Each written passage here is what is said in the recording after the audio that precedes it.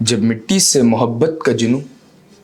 سر چڑھ کر بولنے لگے تو جہاں سے گزرنا بھی معمولی بات ہوتی ہے صدر علی وقار.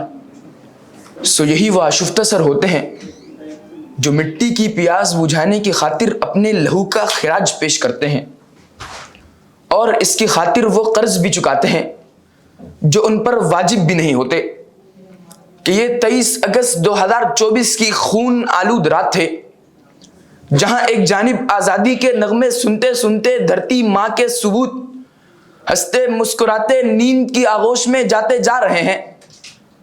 تو دوسری جانب چند جنوزادے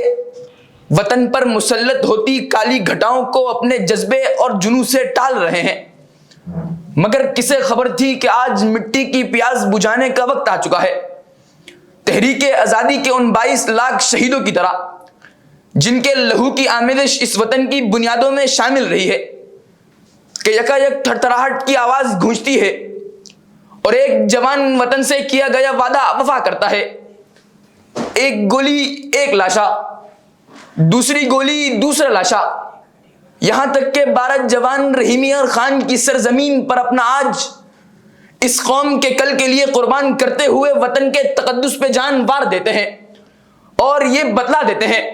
کہ میرے چار اگر کو نوید ہو صف دشمناں کو خبر کرو، وہ جو قرض رکھتے تھے جان پر وہ حساب آج چکا دیا. کرو کجبی پہ سرے کفن میرے قاتلوں کو گما نہ ہو کہ غرور عشق کا بانک پن پس مرگ ہم نے بھلا دیا، کہ غرور عشق کا بانک پن پس مرگ ہم نے بھلا دیا. خاک وطن کی تشنہ لبی دراصل لہو کی لالی سے چمن کو ہریالی کا بہانہ ہوتی ہے ذی وقار. سو یہی وجہ ہے کہ رہروان وفا شاہراہ زیست کی ہر کٹنگ راہ پر اس مٹی کی پیاس بجھانے کا وعدہ وفا کرتے ہیں کہ یہ وعدہ حولدار لالک جان نے سیاچن کے برفزاروں میں پورا کیا، کہ یہ وعدہ سیلاب زدگان کا دکھ درد بانٹتے ہوئے امر ہو جانے والے کیپٹن سرفراز شہید نے پورا کیا، کہ یہ وعدہ ملک کی نظریاتی سرحدوں کی حفاظت کرتے مولانا عبدالشکور فاروقی نے پورا کیا، کہ یہ وعدہ حق سچ کی صدا لگاتے ہوئے دیار غیر میں اپنی جان آفری کے سپرد کرتے ارشد شریف نے پورا کیا، کہ جناب والا یہ سب آخری دم تک ایک ہی صدا لگاتے رہے کہ صدا ہم رہیں گے وطن کے نگہباں، وطن اپنا کعبہ وطن اپنا ایمان. جو نفرت پھیلا کر وطن بیچتے ہیں وہ اپنی ہی ماں کا کفن بیچتے ہیں.